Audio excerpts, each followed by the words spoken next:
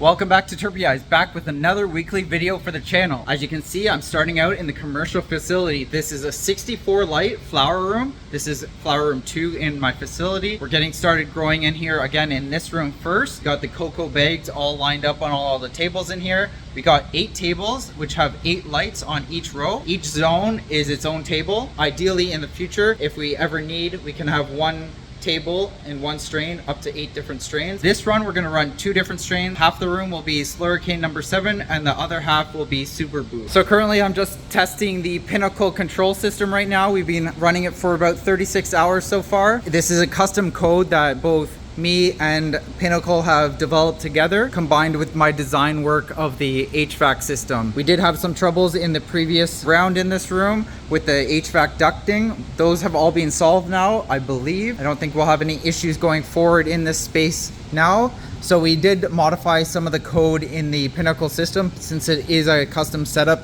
designed for my specific needs and my equipment.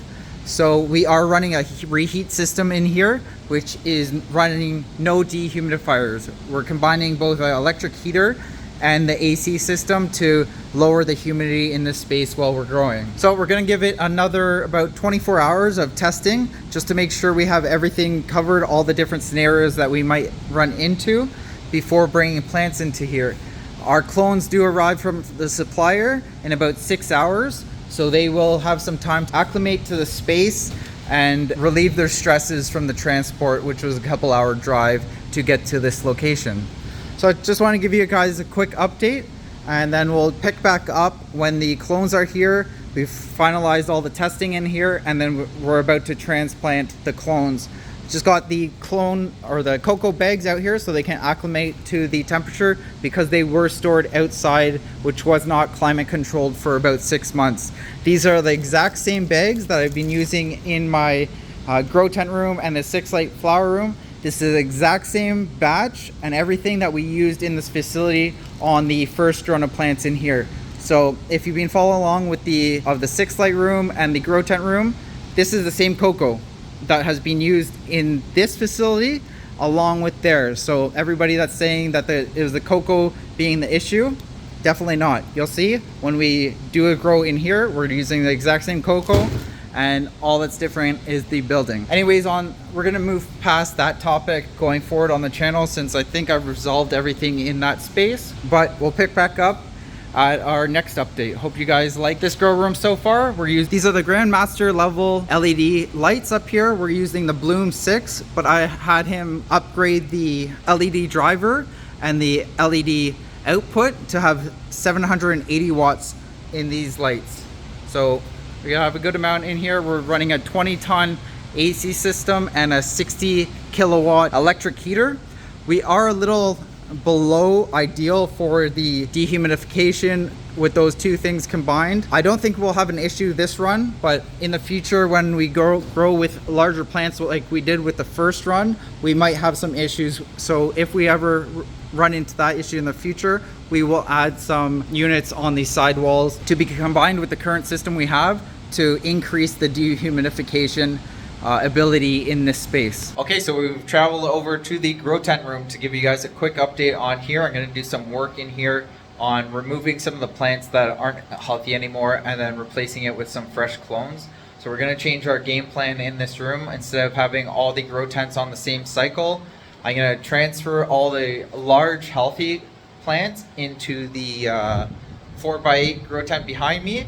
I think we got around 20 plants that are large and healthy, which will put 18 of them into this grow tent, and then the remaining healthy ones we'll put into another grow tent. The unhealthy plants, we're going to kill off those plants and replace them with some new, fresh, smaller clones.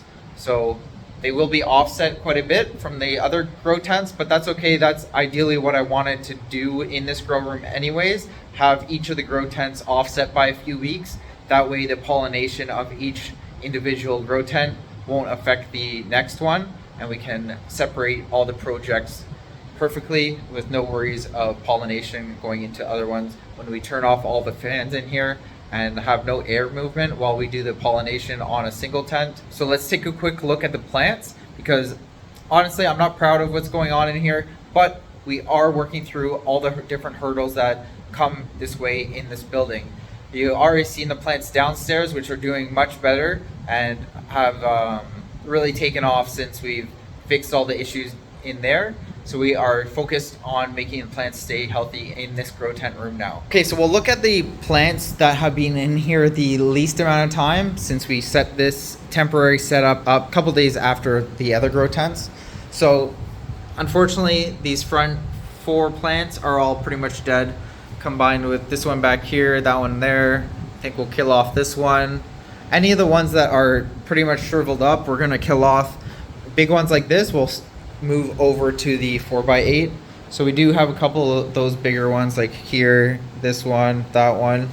And then smaller ones like this, we won't be using, we'll just kill off. And I think we have like some medium-sized plants like this, which we will fill 4x8 with those size plants. As you can see, we have bigger plants over here, which don't seem to be affected as much by the environment in here. So we have improved this space, obviously, since the beginning because we weren't able to get clones to survive in here anywhere past 7 days. I know I keep saying that, but just for everybody that watches the videos, because if I don't mention it in each video, then there's a whole bunch of comments because people haven't watched the previous videos. Anyways, we got some new clones here, which were rooting downstairs in the 6 light room. They are still pretty healthy. A little bit of yellowing on them because I wasn't giving them much attention because I had no plan to actually use these. I just took them just to see what would happen and also teach my friend how to do cloning and the entire process. So overall, they did okay. The rooted, definitely over rooted at this point. As you can see, they're pretty maxed out on these cubes like this one. And honestly, I've just been putting water into the bottom of the tray and letting it sit in there. So any browning is because the water is just in the bottom, as you can see, and the trays are pretty dirty as I haven't been focused on here. Anyways, over on this 4x8 tent, we can see we have some bigger plants here. 1, 2, 3, 4, 5, 6, 7. So this tent will definitely be filled with plants ready to be flipped into flower and then pollinated a couple weeks later. Other plants like this, and this will kill off. But so far, since the last update, I don't think I've shown you guys this in a video on here on my Instagram. I keep that pretty up to date, but I took out the glass in this section of the wall over here and then added a piece of wood, a dryer vent pointing in, and then on the outside we have a inline fan with a air intake filter located on that to push fresh air into here twice a day for about 20 minutes, which gives us enough air exchanging during that 20 minutes to make sure the entire air has been refreshed in here. Honestly, I haven't seen much of a difference since we added that to the room, so I don't think that is any issue going on in here, but again, we're going to continue using it, so maybe the plants do survive. The real test will be seeing these clones transplanted into these pots, and if they are still affected after being transplanted into these pots. Has me a little bit worried that the issue is in these pots, as we are using these exact pot bags and batch of cocoa in the commercial facility where we're doing, I think, 500 or 600 plants over there. But again, we've used this batch of cocoa, a different batch, loose fill, and also a different brand. So all the same issues, no matter which type of cocoa. So I'm like 90% sure it's not this cocoa. But again, you can never be 100% sure. So I'm not going to put all my eggs in one basket just yet, until we do get plants to survive in these style bag. Anyways, I'll get the plants moved around and give you an update after that. Okay, so I split up doing the work in this grow tent room into 2 different days because I did get called away from this space about halfway through the amount of work that I needed to get accomplished to go deal with some stuff at the facility. So ended up just finishing everything off now. I just want to get it in here and give you guys a quick update before the lights go off, as they'll go off in about 4 or 5 minutes So let's take a quick look at everything I did in here and what we've changed going forward. So we have a bit of a different project on our hands in each of the grow tents going forward. Okay, so we'll start out in the temporary grow tent frame right here. This setup will be turned into exact same grow tent setup as one of those. It'll be located here. Just about a few more days, and the plants that are currently in it at a different location will be ready to be moved over here. So as you can see, these are all fresh new clones that we had in the tray over here, and they are transplanted into the same pots that were these plants were in that ended up dying. So we'll see if these plants survive. Then we obviously know nothing's wrong with the cocoa, which I don't believe there is anything. But for this project, we have 2 plants or 2 clones of each strain that I want involved in this project. So we'll go over those right now. We have 2 Cherry Inferno, 2 Banana Hammock, 2 Devil's Cherries, 2 Dips, 2 Tropicana Cherry. These ones are Orange Kush Cake, Ice Cream Cake, and Platinum Kush Breath. And then we have 1 more Banana Hammock, which we will be reversing to pollinate the rest of these. Since these are fresh clones and much smaller than the other plants we have in the grow tents, I wanted to double up the plants. That way we can flip them all at the same time, hopefully. This higher plant count will allow for the same amount of canopy pretty much. It's just a higher number of plants. So we'll go over here on the next smallest plants. These ones are pretty bare. I cleaned them up, took off all the dead leaves and anything that had some deficiencies on it. The minimal amount I'll leave on. These plants should recover in 3 or 4 days, I hope, just like the plants downstairs in the 6 light room that recovered after doing a leaf strip like this, spraying them with IPM, and then giving them a fresh batch of nutrient feeding at a 3.0 EC and a 6.0 pH. I have some confidence in all these grow tents to be healthy going forward because we did do it downstairs. Oh, the lights are shutting off right now, so let me hurry up with this. As you can see, these plants are a little bit bigger than these ones. I kind of grouped them into size comparisons just so we don't have any super large plants and small plants like this. So this one's kind of a mixed batch. We have a bit smaller ones, and Ice Cream Cake is just a beast of a plant over there, very vigorous. So that's how those are looking over there. We have a good variety of different strains in here. No doubles in here, which is great. These are all single plants also, single strains I should say, single strains in here. And then we'll go over here before the lights shut off. This is 15 different strains. Most of them are single plants per strain, but we do have doubles of Ice Cream Cake, Orange Kush Cake. Oh, let me turn on the other light here. Sorry about that, guys. We're gonna keep video rolling. So back to what I was saying. We got 2 Orange Kush Cake, 2 Platinum Kush Breath, 2 Ice Cream Cake, and the remaining ones are just all single plant strains like I was saying. So the lights being off now, you can see everything that I pulled off the plants or the extra clones that I'm not using put into here. We'll throw that out today. And now that the lights did go off, I'm gonna get in here and spray all the plants with Athena IPM. I put 200 milliliters of Athena IPM into this 8-liter container pump sprayer, and then I'll spray all the plants with that mixture and then let them sit all night with the lights off, absorbing that and protecting the plants from any bugs that might be on here. Tomorrow we'll get in here and give the plants that need watering some fresh nutrients, and the freshly transplanted ones will also give fresh watering of that with the higher EC level and proper pH levels to make sure everything's happy in here. All right, so here's a quick update on the 64 light flower room over here. We got everything transplanted. Sorry, I skipped in the entire process. We just knocked it out. Now that I got this started again, along with the grow tent room and the 6 light room, just was too much work all at once that needed to be accomplished. So I just banged it all out. From this point forward, we're gonna cover all the content. I just needed to do all this work because I didn't want to hire a team to do some of this task. I want to make sure this run, along with the other spots, are all dealt with properly for everything for this specific run, because we haven't been growing for so long. It's very vital to both my success and Terpy High's overall to be moving in the right direction. So we're not gonna leave any chances for any failures or mishaps during this process. So let's take a quick look at the plants. Okay, I'm not sure if I went over the strains, but we have Alien OG, 1 table of that. And then we have 3 tables of Slurricane, and then half the room, which is 4 tables of Super Boof. Everything's transplanted, looking good and healthy, nice and green. It's been transplanted for about 2.5 days. The lights did just come on right now. If you're not familiar with this room, we're using Grandmaster LED lights, 780 watts.